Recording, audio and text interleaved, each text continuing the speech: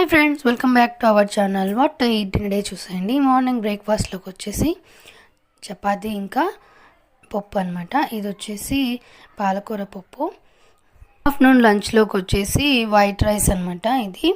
ఇంకా ఈరోజు పప్పు తాలింపు ఏం చేసుకోలేదు, ఓన్లీ చారు అనమాట. వైట్ రైస్, అన్నము, చారు ఇంకా పెరుగన్నం అయితే తీసుకున్నాను. ఇంకా ఈవినింగ్ 4:35 ఆ టైంలో వచ్చేసి బూస్ట్ ఇంకా ప్యారలైజ్ బిస్కెట్ అయితే తీసుకున్నాను, ఒక 2. ఇదైతే నా వన్ ఆఫ్ మోస్ట్ ఫేవరెట్ అనమాట. మీకు కూడా ఇది ఫేవరెట్ అయితే కామెంట్ చేయండి.